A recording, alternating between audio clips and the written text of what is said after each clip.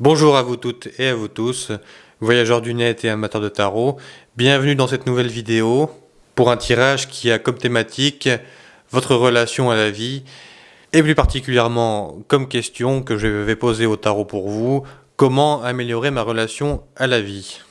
Si vous sentez que vous ne profitez pas assez de la vie, que vous ne tirez pas profit de la vie de la manière la plus optimale qui soit, ce tirage vous donnera des réponses et surtout des bases de réflexion, puisque le but ici c'est de vous faire réfléchir et de réfléchir avec vous à comment améliorer votre relation à la vie. Dans cette vidéo, je ne vous propose qu'un seul tirage, puisque comme vous le verrez, nous allons quand même développer pas mal de points différents. Il y aura toujours pour vous des informations à glaner, des pistes de réflexion à saisir, quelle que soit votre situation, et quel que soit le moment où vous regardez cette vidéo. Sur ce, je vous dis à tout de suite pour le tirage. Pour ce tirage, j'ai choisi le tarot de la roue de l'année, qui, comme vous le voyez sur le dos des cartes, a une thématique liée aux saisons et donc au cycle de la vie. C'est un jeu qui me semble donc très approprié à la thématique de ce tirage.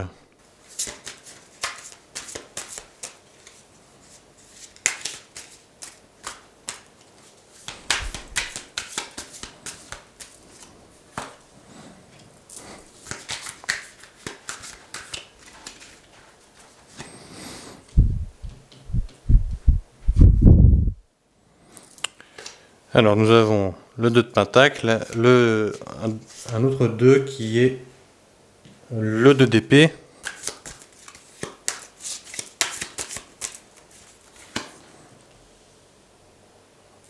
le 4 de pentacle,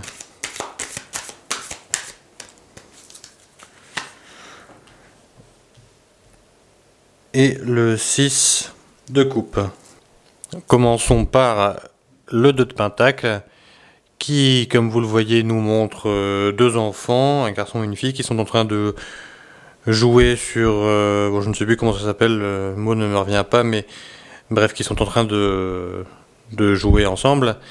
Et donc ce jeu est posé sur une noix, donc d'une taille gigantesque, comme vous le voyez.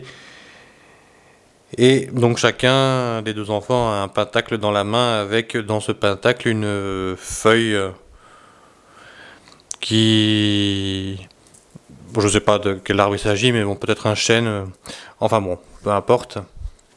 Cette carte, tout d'abord, par son côté un peu excentrique, me fait penser à la capacité de voir les choses avec les yeux d'enfant, puisque, bon, outre le fait que nous avons deux enfants sur la carte, il y a quand même le fait qu'ils sont tous les deux donc sur une grosse noix, et bon, on voit que c'est un univers assez fantastique, puisqu'ils sont tout petits par rapport au paysage qui les entoure.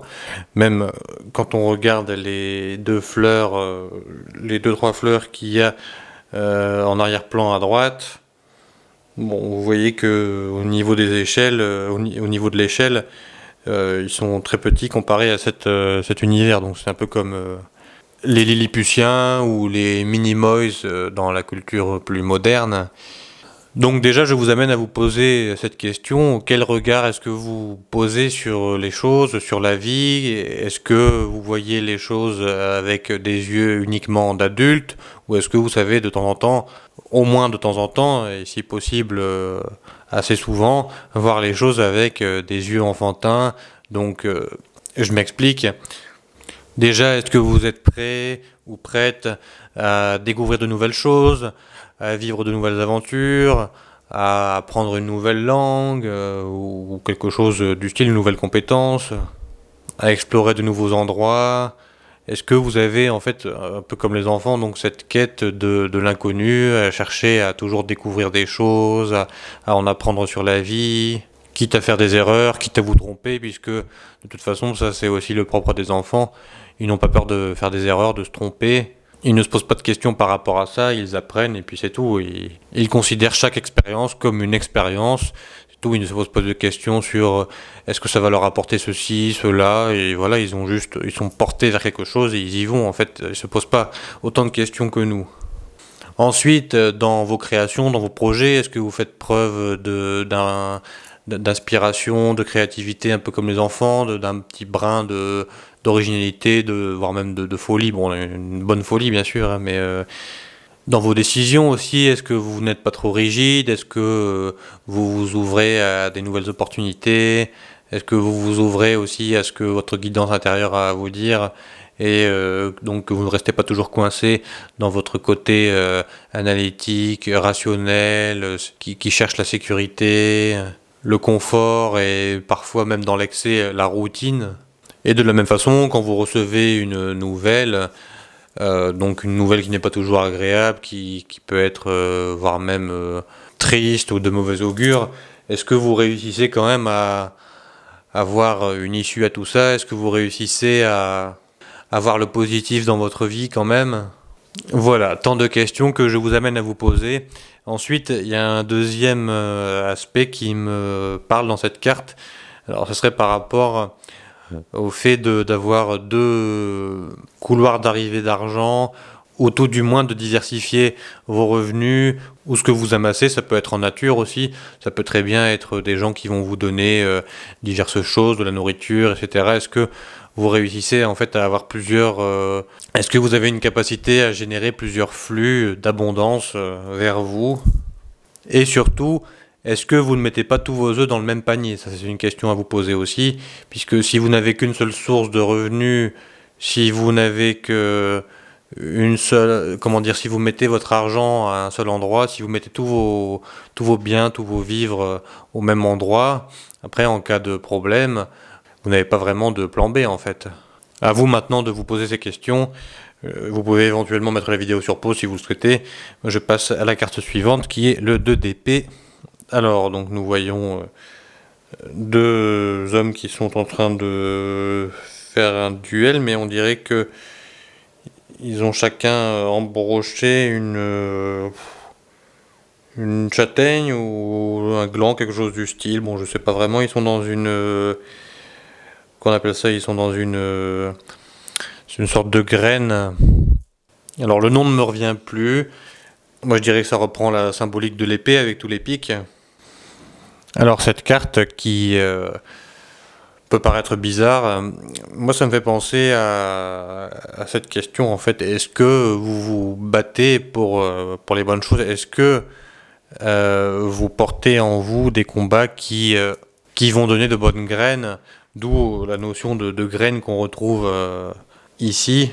Est-ce que vous dépensez votre énergie dans des choses qui vont fructifier en fait? Ça serait ça la question. Est-ce que vous n'auriez pas par hasard tendance à vous quereller un peu trop pour des choses qui n'en valent pas la peine? Est-ce que vous ne dépensez pas trop d'énergie dans des querelles justement? Et si ce n'est pas le cas, vous pourriez vous poser la question par rapport à vous-même, vis-à-vis de vous-même. Est-ce que vous ne vous battez pas contre vous pour de mauvaises raisons?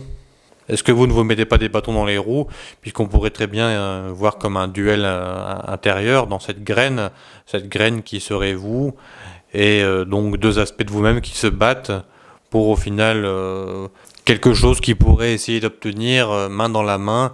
Donc peut-être que vous devriez aussi harmoniser ces deux aspects de vous-même qui se battent dans des directions, qui vont dans des directions différentes, qui se battent pour des choses différentes. Il y a des fois dans la vie où on ne peut pas avoir deux choses en même temps. On ne peut pas avoir, comme le dit l'expression, le beurre et l'argent du beurre. Donc peut-être que vous avez un choix à faire par rapport à ça, par rapport à quelque chose que vous désirez, et puis une autre chose que vous désirez qui serait à l'opposé. Qu'est-ce que vous voulez vraiment? Est-ce que vous voulez l'une ou l'autre? Est-ce que vous pouvez faire un compromis entre les deux? Et ce 4 de Pentacle, alors moi je le trouve assez intéressant puisque donc vous voyez un personnage qui fait quand même une drôle de mine et qui a un sac rempli de bijoux, de pièces, etc. et qui semble même avoir du mal à le porter puisque comme vous voyez il a les genoux pliés, enfin ce sac a l'air d'être trop lourd pour lui et il y a 4 pièces qui tombent hors du sac et donc peut-être qu'il a les genoux pliés pour se baisser, pour ramasser ces pièces qu'il a perdues, alors qu'en fait, il en a déjà bien assez dans son sac.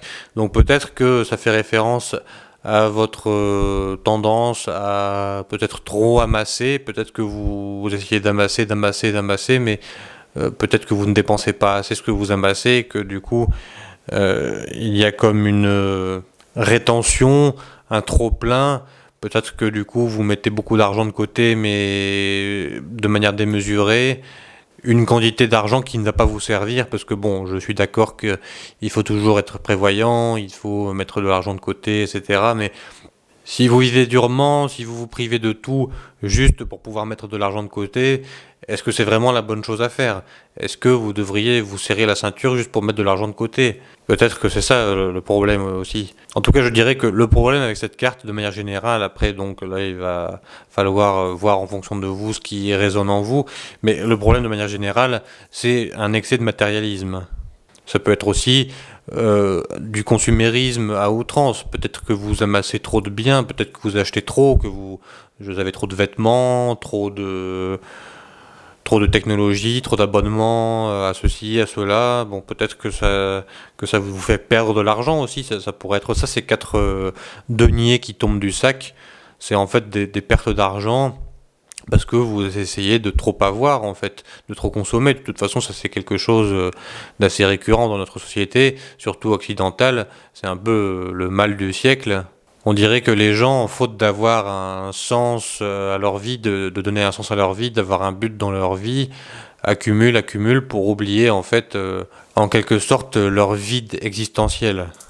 Enfin voilà, je vais en rester là sur cette carte puisque c'est un tirage généraliste et la signification précise de cette carte va dépendre de vous.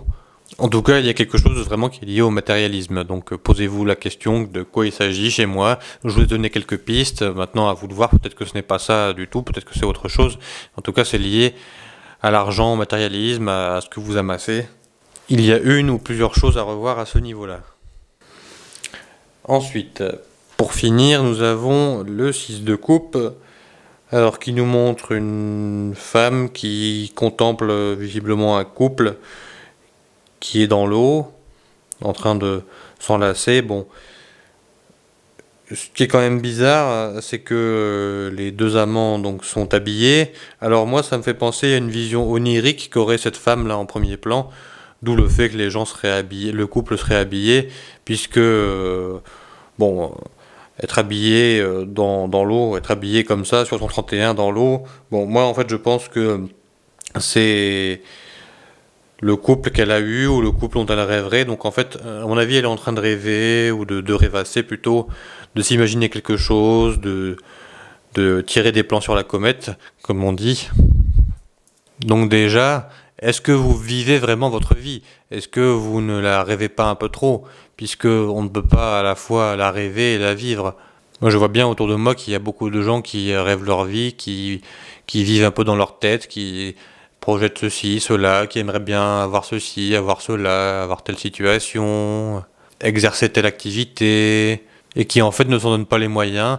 En fait, ils rêvent de ça, mais c'est comme si voilà, ça pouvait pas dépasser le cadre de leurs pensées, de leurs rêves. Comme s'ils en rêvaient parce qu'ils se disent qu'ils ne peuvent pas le faire, qu'ils ne peuvent pas accéder à ça. Alors qu'en général, les limites sont dans notre tête et on se rend compte quand on fait les choses que ce n'est pas si compliqué que ça ne prend pas autant de temps que prévu, qu'il n'y a pas autant de capital à investir que ce qu'on pensait, etc.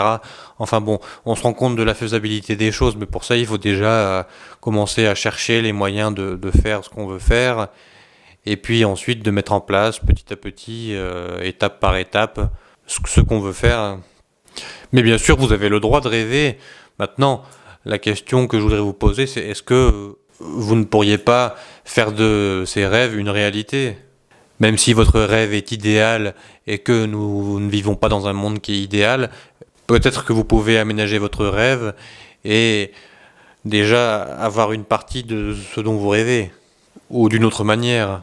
Donc par rapport aux rêves que vous avez, déjà essayez de vous renseigner sur la faisabilité de ce rêve, et changer votre regard par rapport à ce rêve aussi.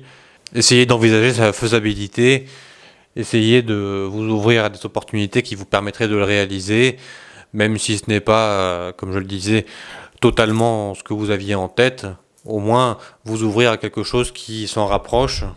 Et ça peut demander du temps, ça peut demander des efforts, de l'énergie, etc. Mais d'un autre côté, tout ce qui vaut la peine d'être obtenu dans ce monde, et sûrement ailleurs aussi, ça demande des efforts, un investissement, ça demande quelque chose en retour.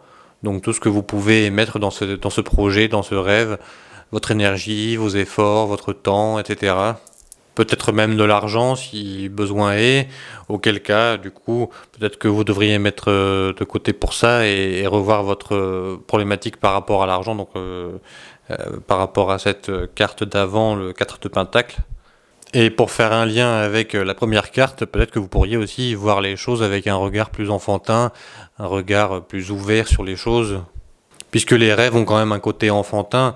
Donc après le fait de les réaliser, c'est sûr qu'il faut un brin d'originalité, un brin de débrouillardise, voilà, un peu comme un enfant en fait, essayer de récupérer les qualités d'un enfant pour mettre ce rêve à exécution, bien sûr tout en restant un adulte. Voilà, je vais clôturer ce tirage ici, puisque je pense que j'ai bien fait le tour de toutes les cartes. Je trouve que c'est un jeu assez parlant, donc qui nous a permis de développer quand même pas mal de choses, et j'ai pas envie de diluer tous mes propos dans d'autres cartes qui viendraient couvrir celle-là. Si vous souhaitez avoir plus de précision vous concernant, il me faudra vous avoir en face de moi, ou au moins avoir votre thème à l'appui pour vous conseiller du mieux que je peux. Pour cela, vous avez toutes les informations nécessaires dans la description de la vidéo. Quoi qu'il en soit, j'espère que ce tirage vous aura plu et surtout qu'il vous aura été utile. Je vous souhaite, en vous basant sur ce tirage, d'améliorer votre relation à la vie et d'en profiter davantage.